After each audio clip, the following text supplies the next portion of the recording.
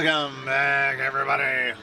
Welcome back to the Canyon. Welcome back to another installment of the Quickview series. This one of a running chain. We will dispense with the directly related formalities quickly right here in the beginning. The subject of today is the Louise Griffin, the Griffin Class 1. Louise, much like the Duratrax tires that used to be supplied by the OE manufacturer Louise, they are somewhat unique in that there are a number of tires that they produce only in this size, in 4.19. And honestly, I kind of applaud that, because in many instances where we attempt to see the translation from one size to another size to another size, not every manufacturer gets it right.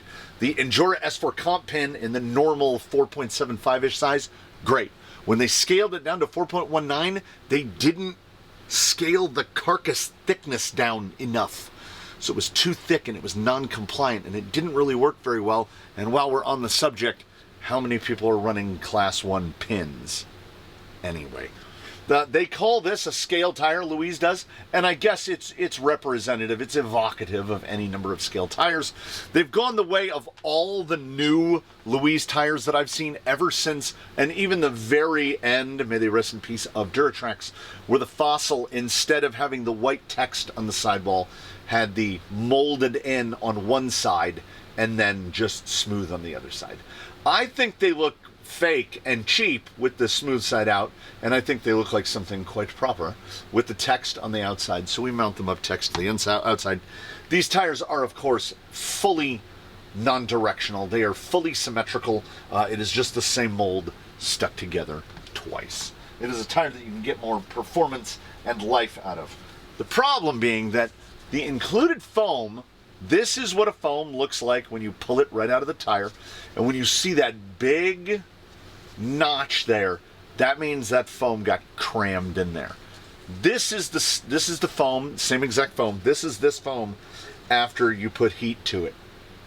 So you hit it with a heat gun and you take all the creases out, and it gets to be quite a bit bigger than the tire itself.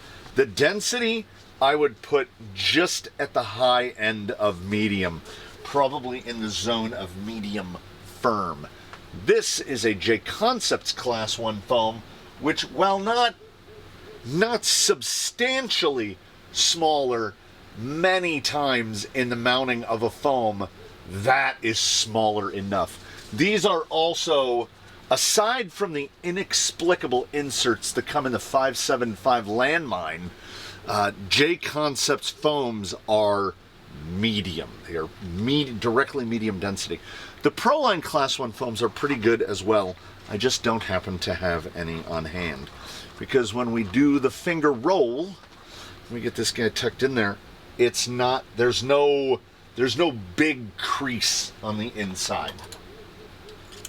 We're going to get into enhanced minutia here in a minute, which is going to involve discussions of the test protocol that we apply to all tires. Class 2 and Class 3 are pretty well set in terms of how we test them.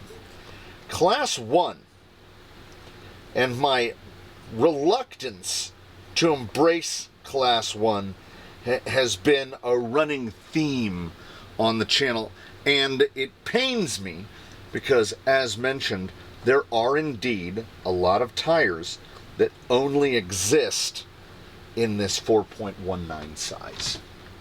So we will get into proper minutia here in a moment as soon as I get this one mounted up. So you see we are mounting it up on a single stage foam. It is the foam from a J Concepts and not the included foam, because our test vehicle is not remarkably heavy.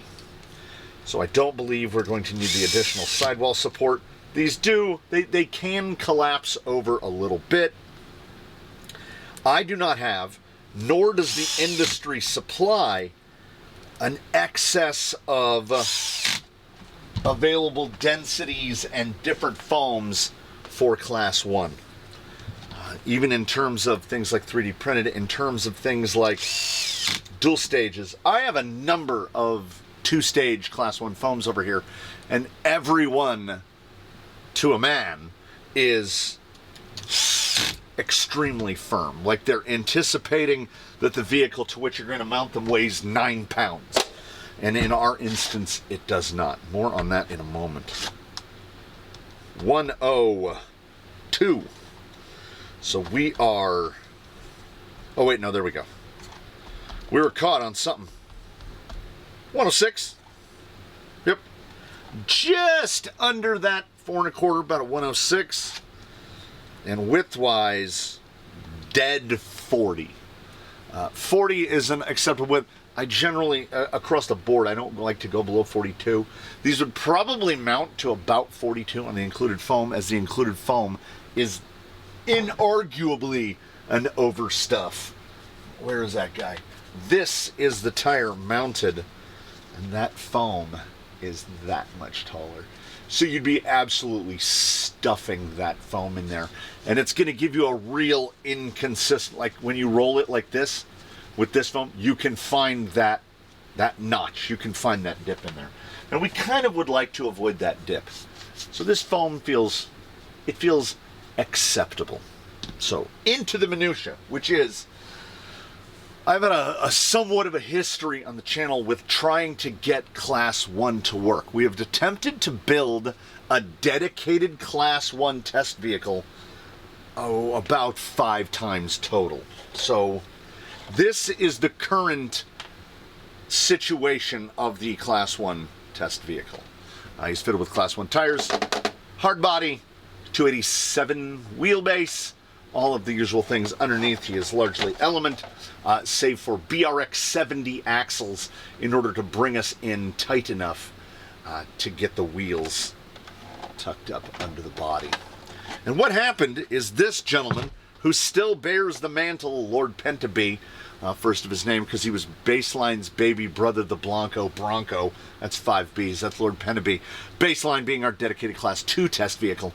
And he has become a Thesian ship in that we've had to replace everything to try to get him into this form.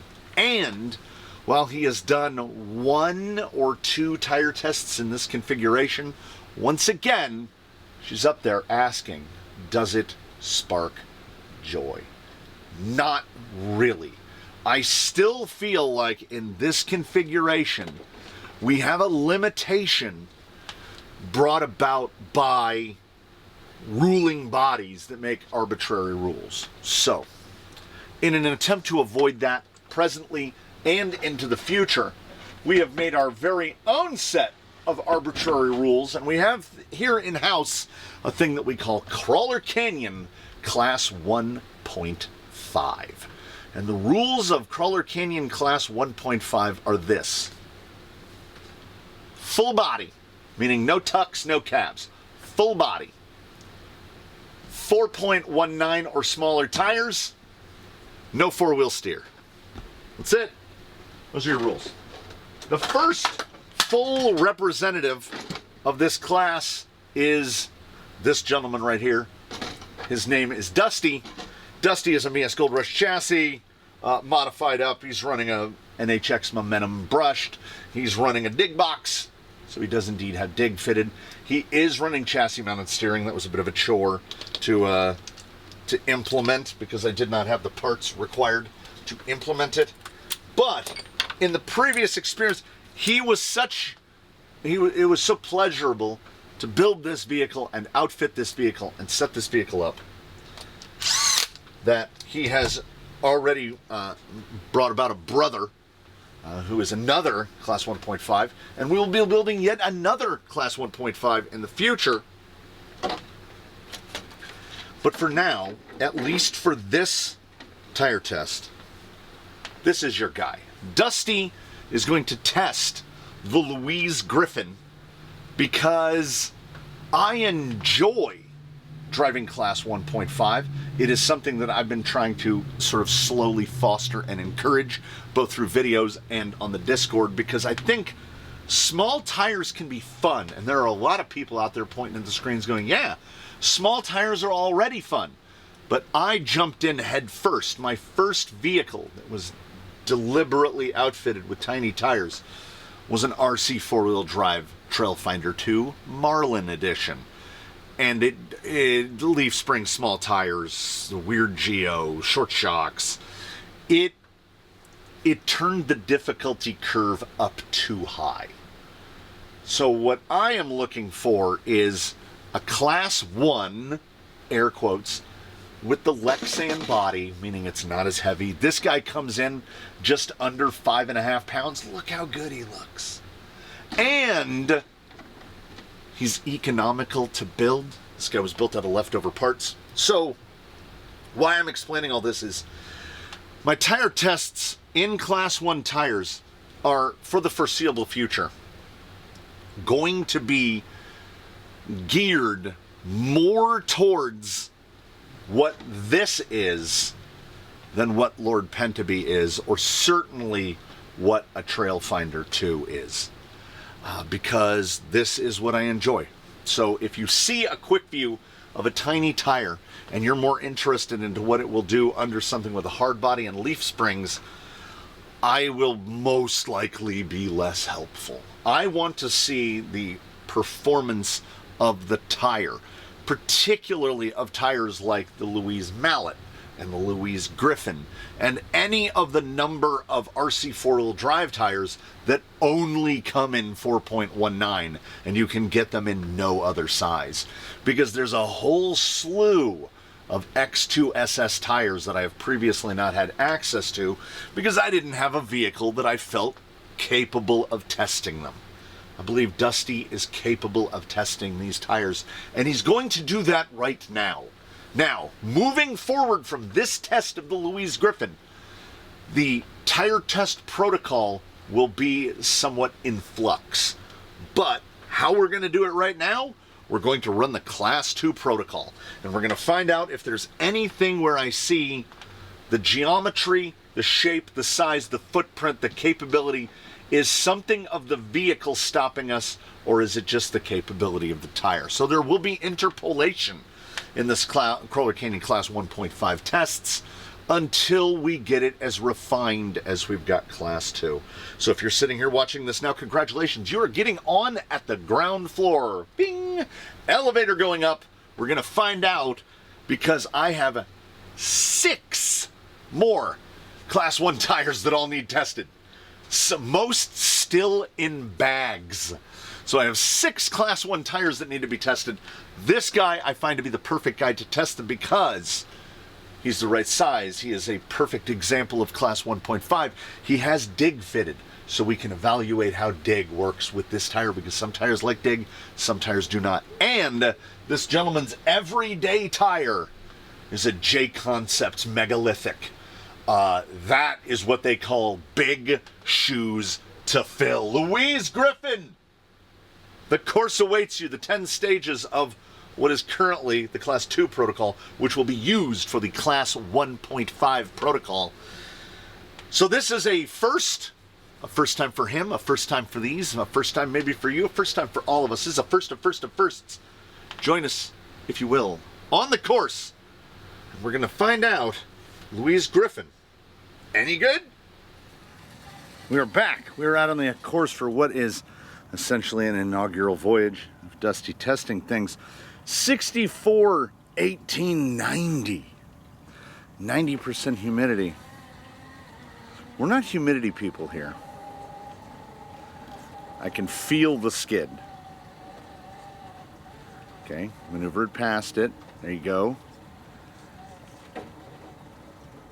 Ooh, it wants to go.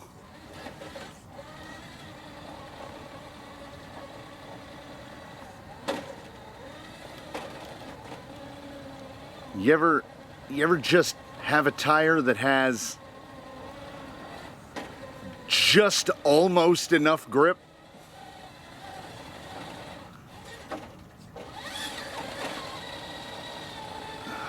Why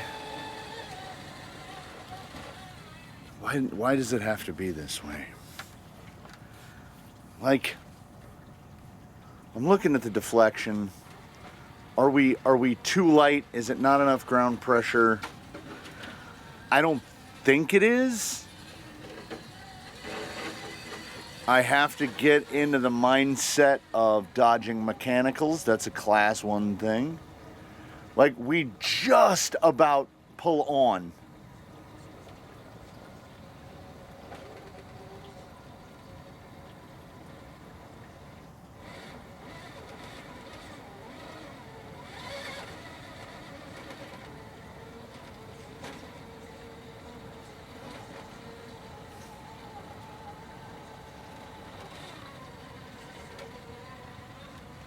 I genuinely don't know how to score this tire.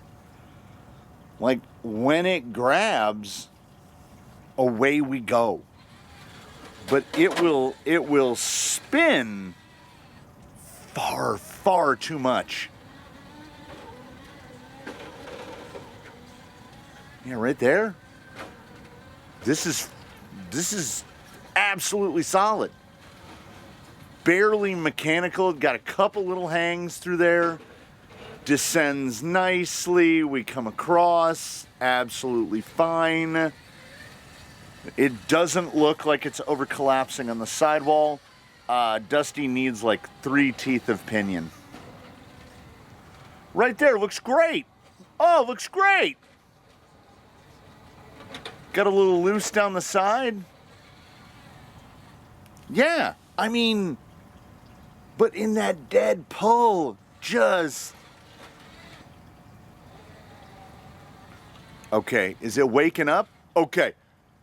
We're not going to put a Slick Rock score. Right now, he's starting at no score on this. We're going to score this one last. After we come off surface transition, we'll hit the Slick Rock again, and we'll see what we think. But I don't know if it's the foam. I don't know if it's the tire and the foam not agreeing. I don't know what it is, but it looks great and also not. Tried to get out as early as possible. Get out here in the fresh of the morning. I mean, yeah. Position, okay. Now don't fall away. It's holding. There you go. When this tire, it's weird. This is real weird. Is it too tight of lug? Is it the shape of the lug? It's, you know what it is? It's something. Because when it slips, this tire is all about slipping. But when it's gripping, it just pulls.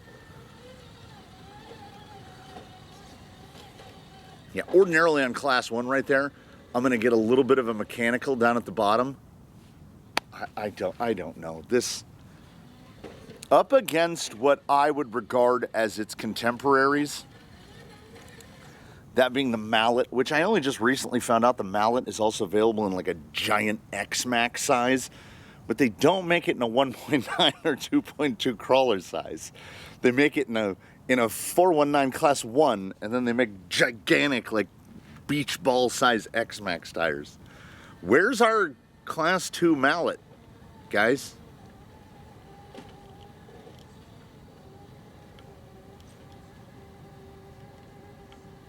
It feels... Oh, it's right there. It's right there. It feels great in the same second that it feels terrible. This tire has schizophrenia. The pivot has more of a lug spacing. The Mallet has more of a differential in lug shape. Is this tire just some weird hybrid of the kind of the worst aspects of both? I don't think I ask that much of a tire. Primarily, I ask it to be definitive. Like, be good or be bad. Don't embrace mediocrity. Here, we have an instance of a tire come on, belly off. Here we have a tire both great and terrible. It has exhibited moments of near zero traction, and then has flipped that script entirely and just driven through.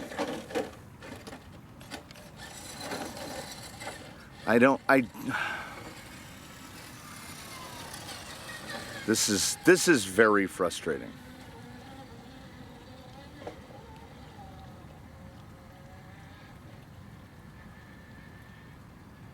Like, we've got the usual body lean. We can kind of slip it over.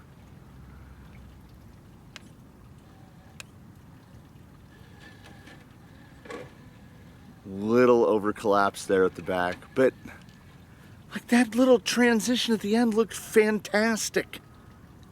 In the middle of the side hill, it looked okay. In transition, it looked kind of bad. When we tried the, I don't know. It's somewhere between a 9.5 and a 7.5 in that it can almost kind of do the job, and then all of a sudden it's really good at it. I don't think it's a tire I can score in steps. This is not what I had hoped for.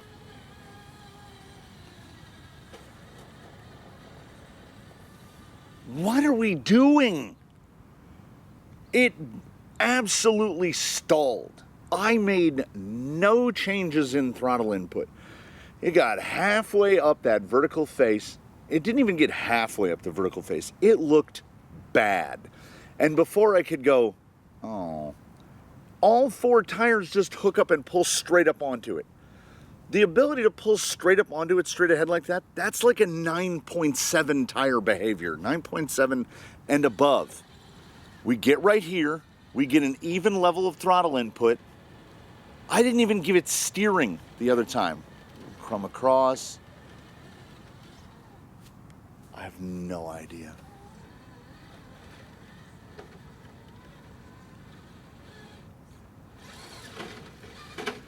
It has the potential to exhibit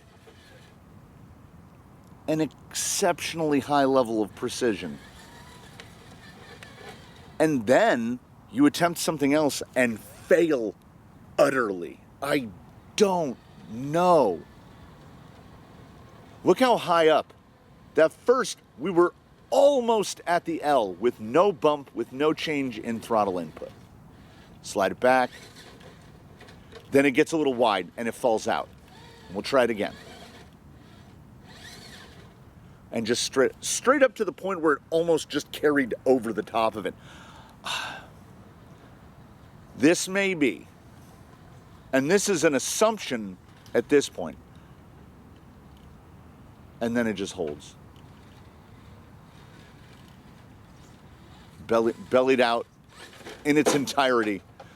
We're not even halfway through. It's the best, worst Louise tire I've ever tested. It has moments of absolute brilliance and then is completely unpredictable. I know this is the first test where we're trying a CCC 1.5 based test. This also might be the first tire whose score is 100% interpolated. It has somehow, almost miraculously, not shown itself to be anything. It is not exceptional at any task. It is not terrible at any task. It is somehow managing to be amazing and terrible at the same time.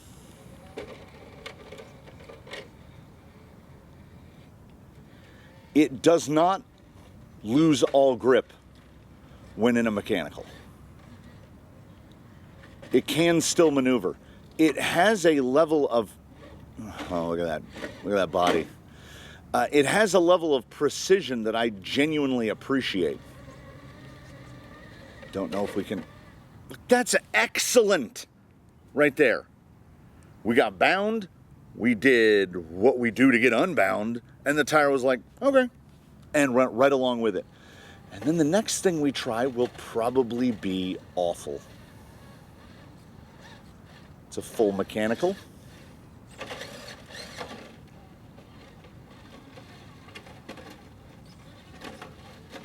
Right through there, on that drop down, I don't even feel like I'm participating. I give it throttle and or steering inputs and get nothing.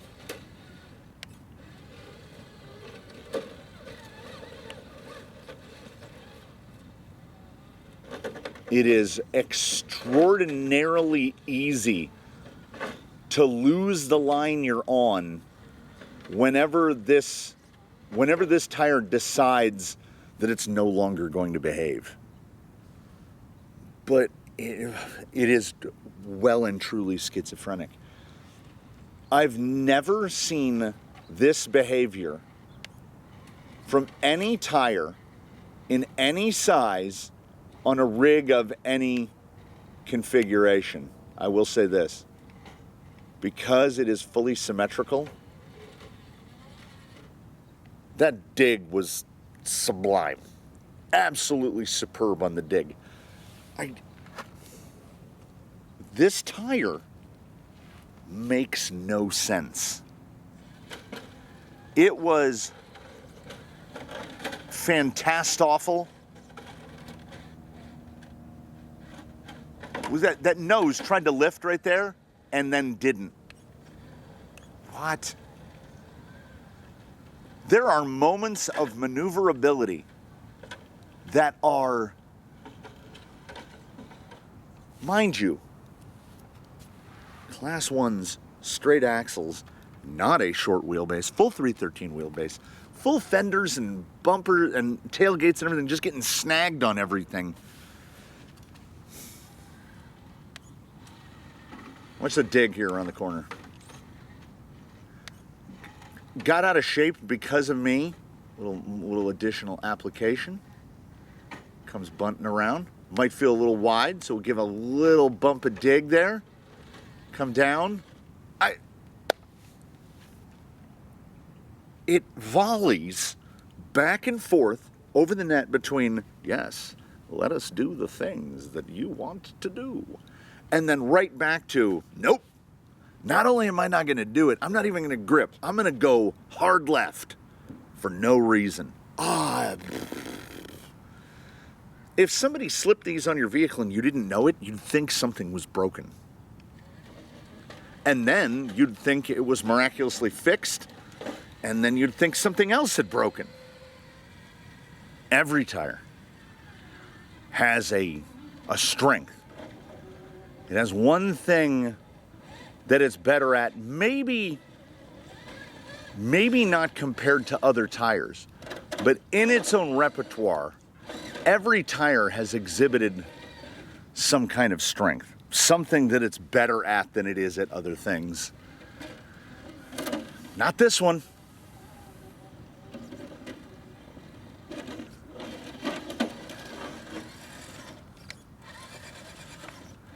Well, dig performance, maybe.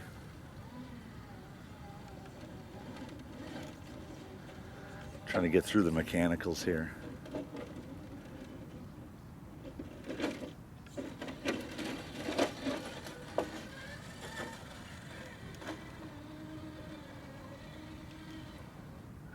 Infuriating.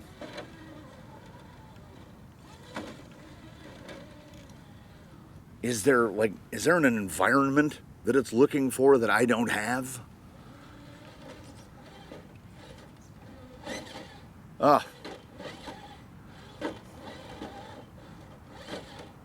If you catch the bump just right where you want to be, dead straight, no weirdness, no big bounce. That's full throttle.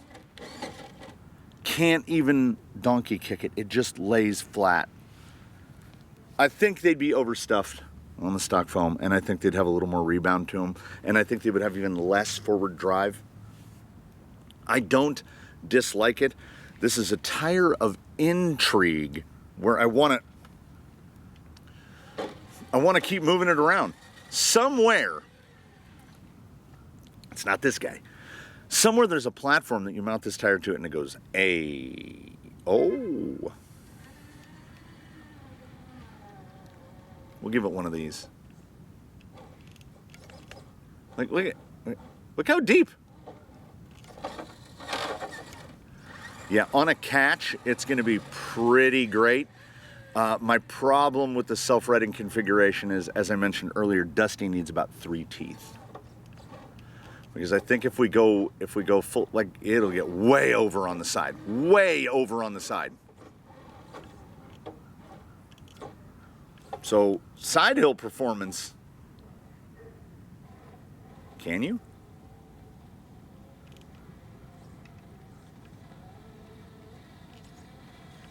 For a second there, I thought we're gonna mechanical out and we were gonna get a pullback. Look at that. Okay, so with that softer insert, it can definitely stay. See if we can drop it this way. No, this is gluey in that configuration.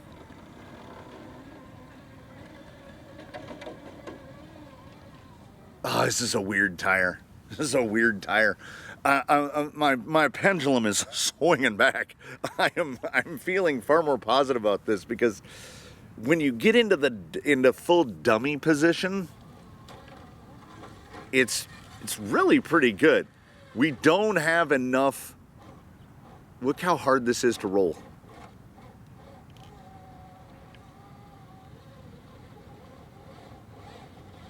Finish.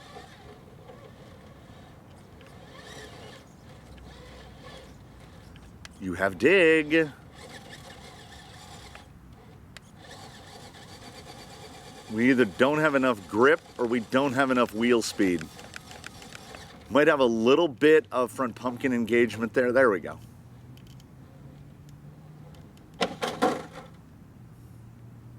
It's really difficult to roll in some situations.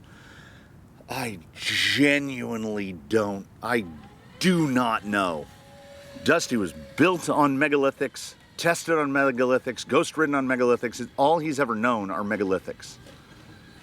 There's a lot of stuff I think has been shown reasonably conclusively. These are not as good as megalithics. But then there is stuff where I would be pretty comfortable saying these are equal in performance to megalithics, and I want you to consider how wild of a statement that is. It's a megalithic. Megalithic class 1s really do feel like cheating. Like, they are omni grip. They grip in every direction.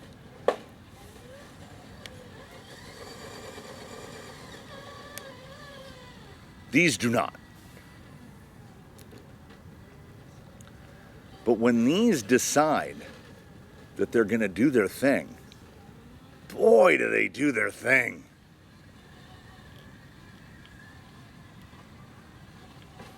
They feel sharp. They feel precise. They feel direct. And then 30 seconds later, 10 seconds later, sometimes in the midst of the same maneuver, they don't.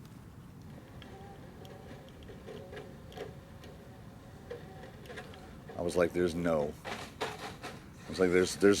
chance that pulls.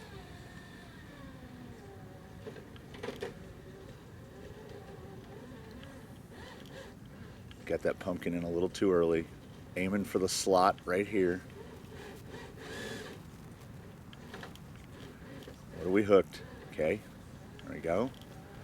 Cut it back. Got to get that skid off.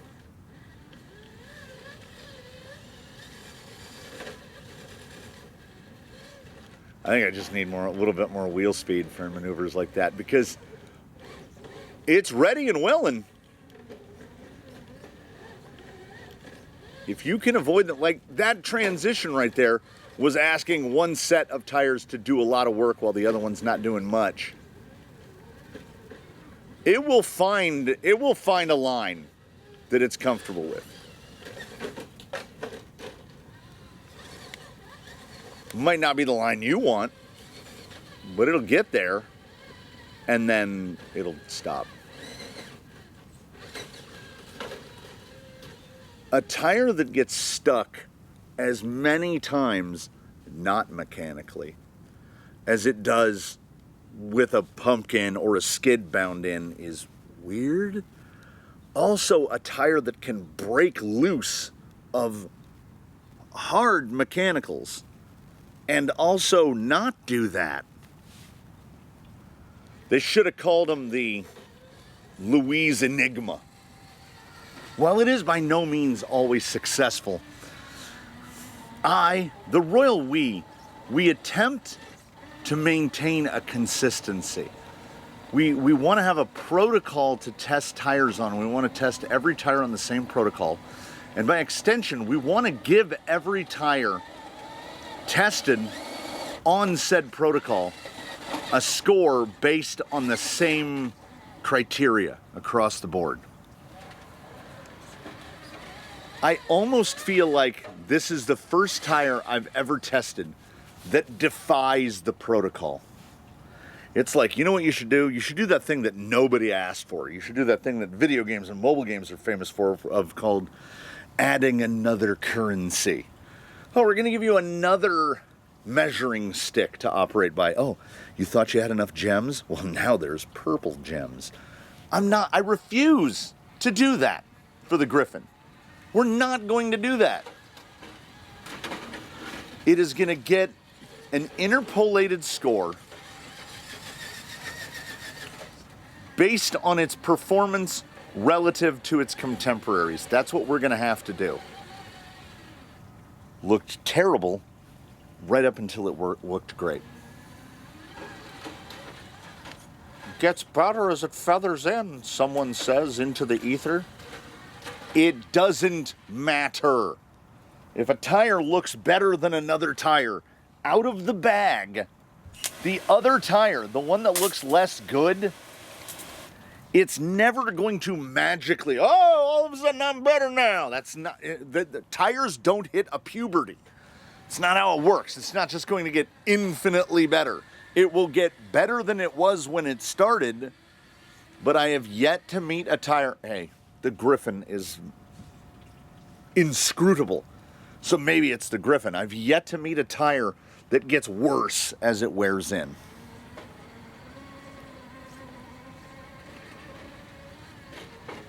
And again, I guess this is Louise Super Soft, aka Duratrax C3. Is this better on wet? Get that axle over. Get that skid up. Yeah, you know, it maybe is. I'm more predictable and more maneuverable on wet rock than I am on dry. Look at that across.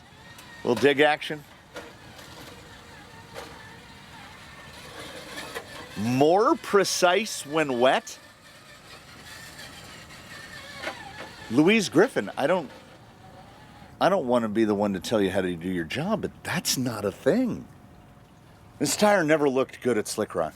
It looked better on wet than it did on dry.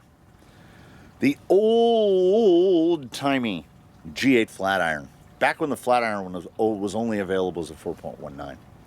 That flat iron scored a 94.0, mind you, tested with a different vehicle in maybe not the exact same protocol.